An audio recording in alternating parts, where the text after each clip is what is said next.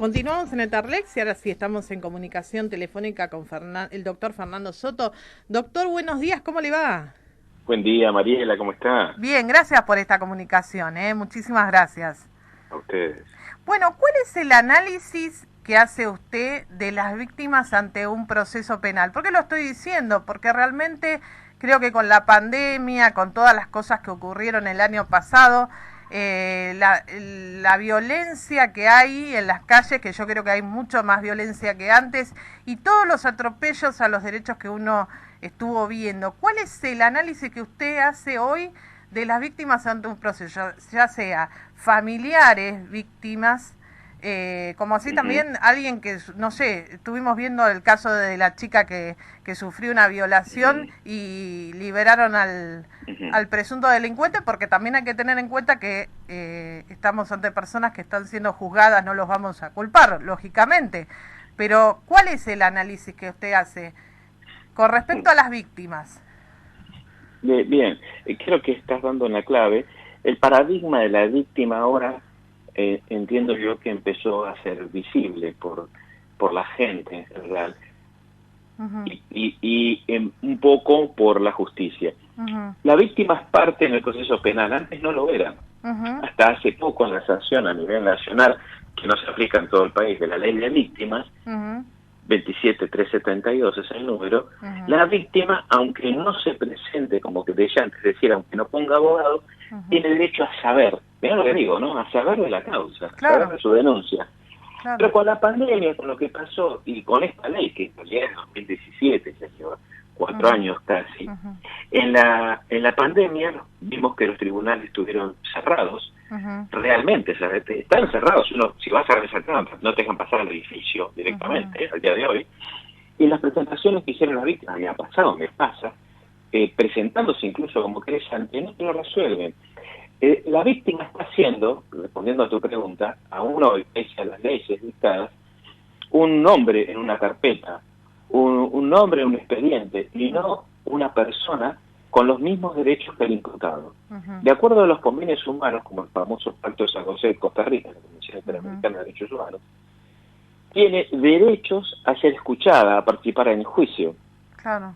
Está en el artículo 8, punto 1. Sin embargo, cuando lo planteas, los juzgados casi que no la conocen.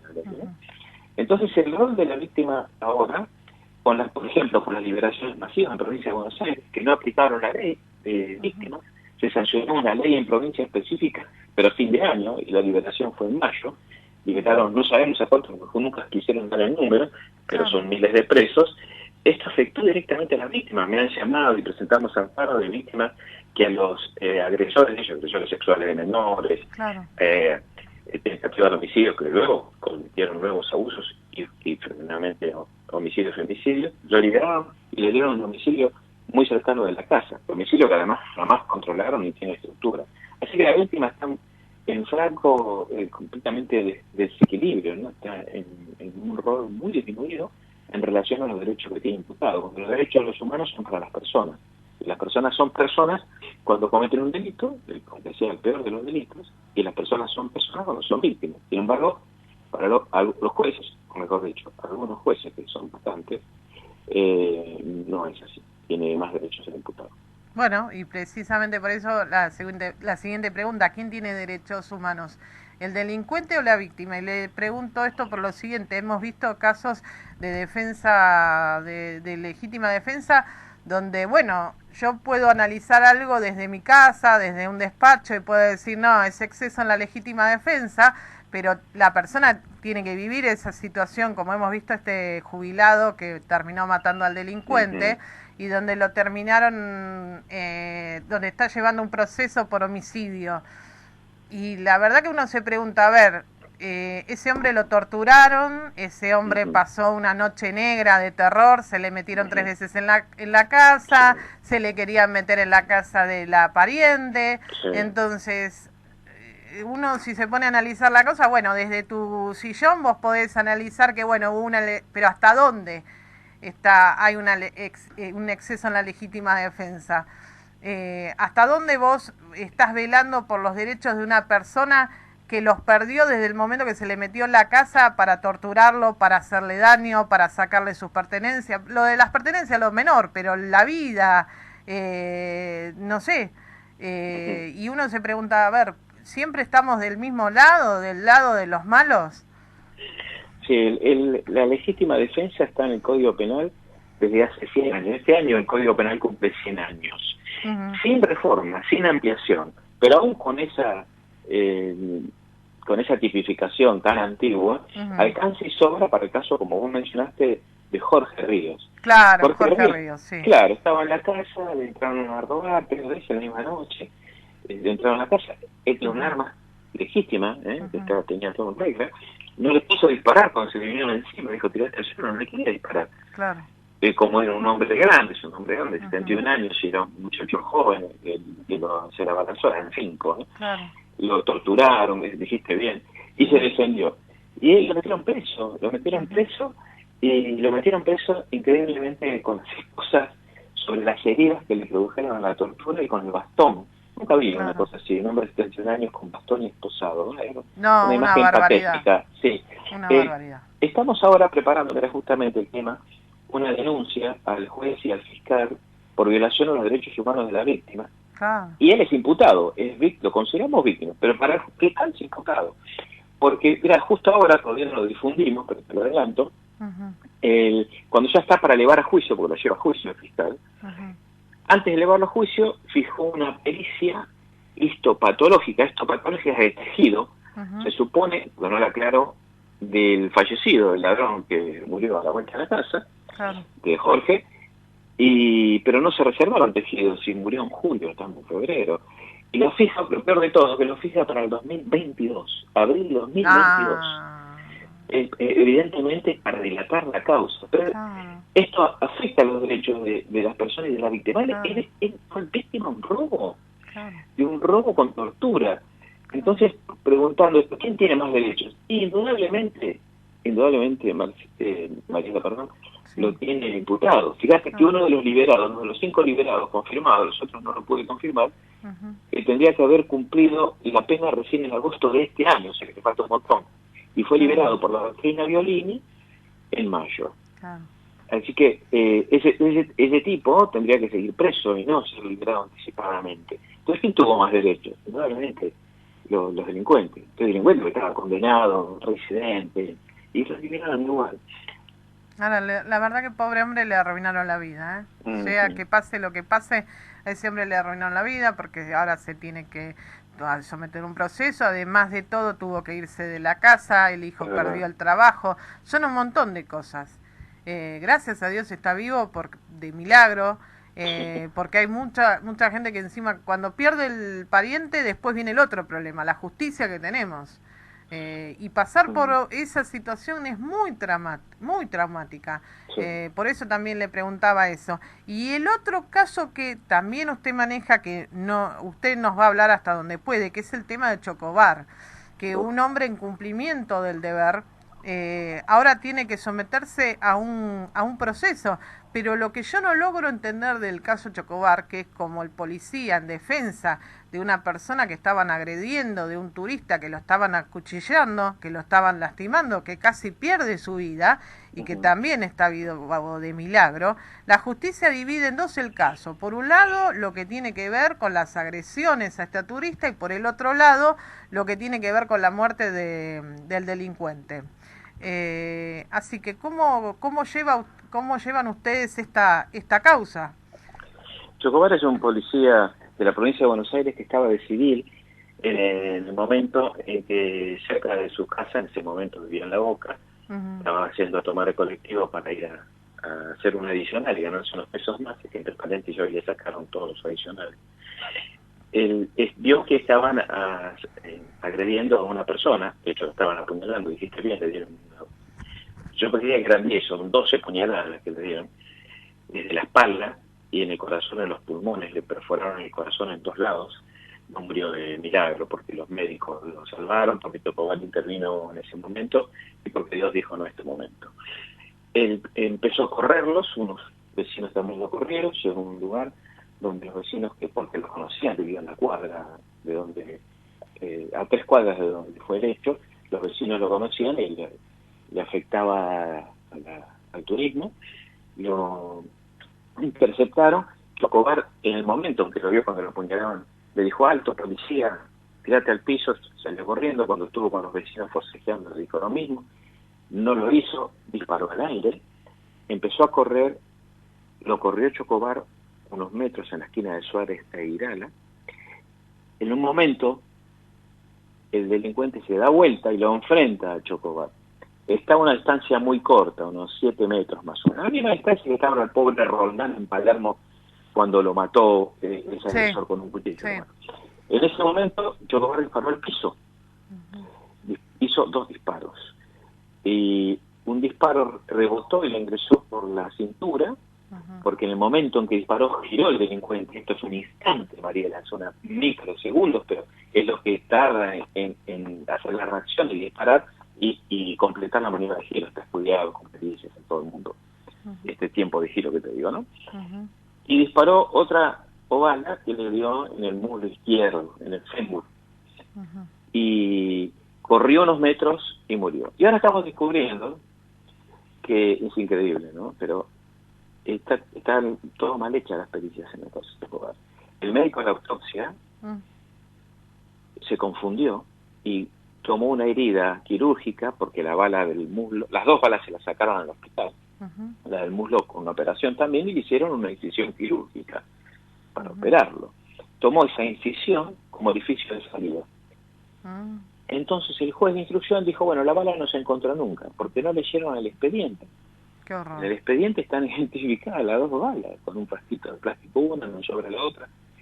Peritaron la otra, la que probaron que rebotó. Esta no. Nos dimos cuenta en el juicio oral, lo planteamos, en realidad yo empiezo cuando ya estaba para el juicio oral, empiezo a defenderlo, digo, Chocobar, y vemos que todas las pericias balísticas están mal, porque tomaron un orificio ingreso, un orificio salida, y con eso una trayectoria totalmente equivocada, porque esa bala también rebotó. De hecho está mucho más informada que la otra.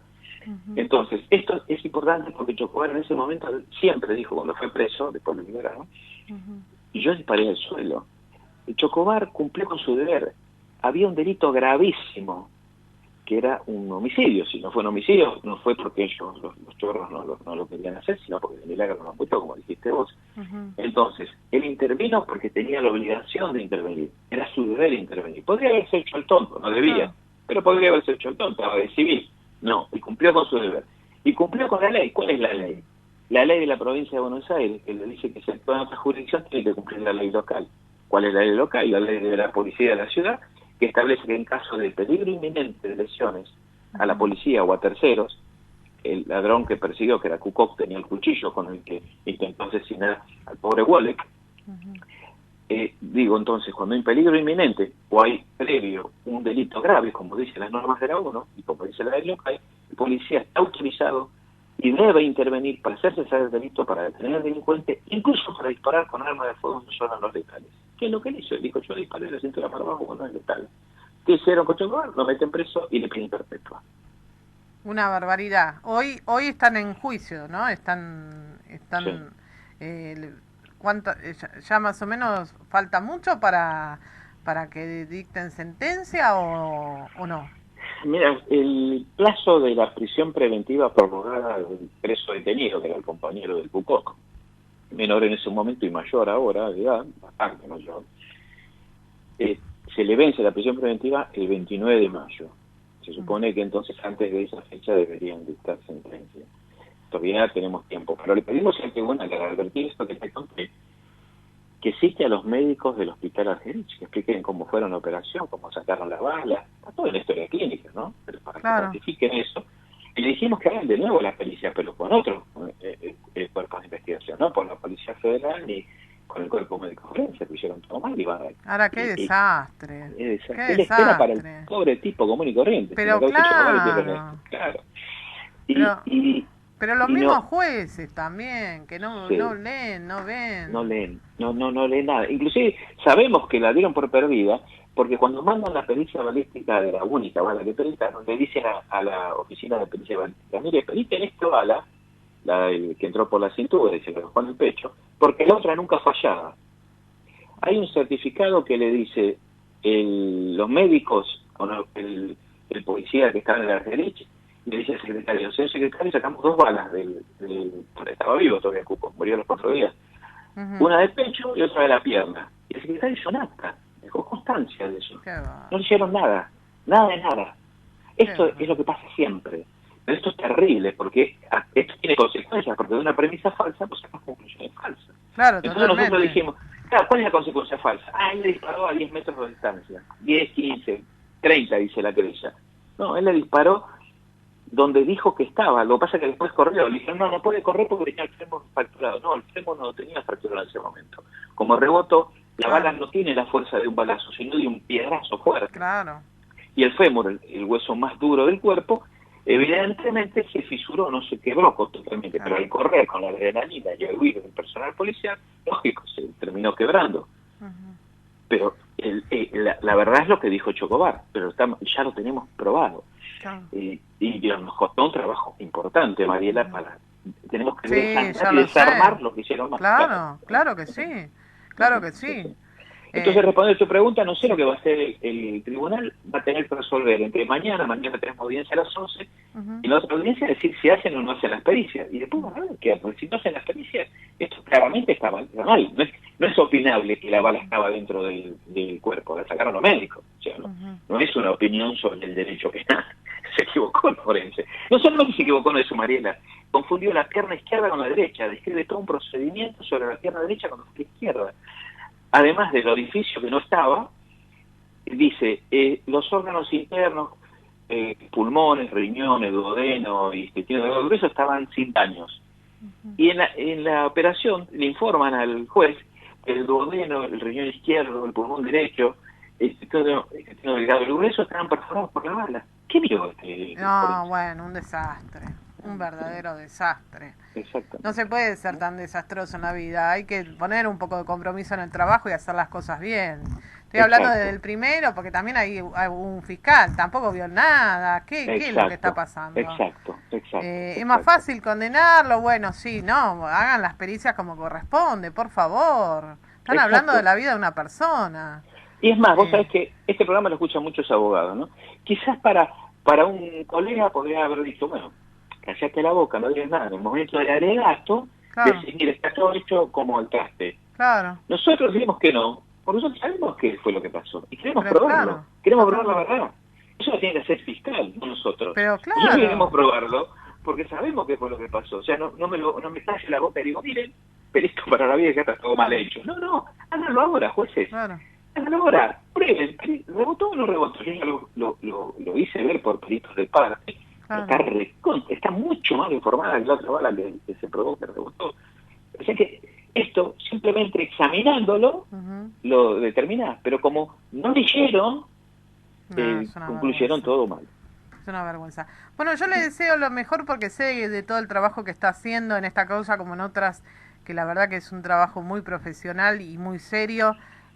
Así que siempre va a tener de mi lado el mayor apoyo y de este micrófono para hablar, para expresarse, y sobre todo de Chocobar también le deseo lo mejor, porque a este hombre encima le cerraron, como usted dijo, de los adicionales, encima los castigan.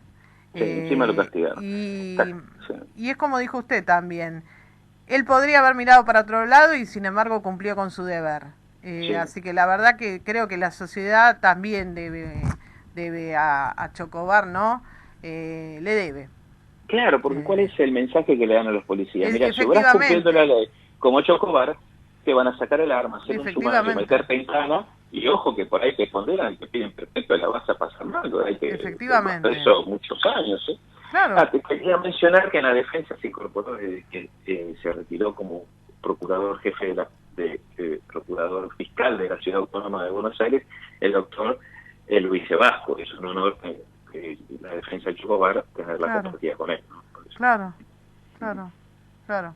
La verdad, doctor Soto, un placer poder hablar con usted. Igualmente, Mariela, igualmente. Vos hacés mucho por difundir la información docente, con cursos, con capacitación, con congresos, con esto, en un espacio que no existe en otros lados, así que te agradezco mucho. No, muchísimas gracias. Bueno, y lo mejor, vamos a estar haciendo fuerza para que salga todo bien y vamos a estar comunicándonos. Gracias. Muchísimas gracias, doctor, que tenga un lindo día. Igualmente, gracias. Gracias.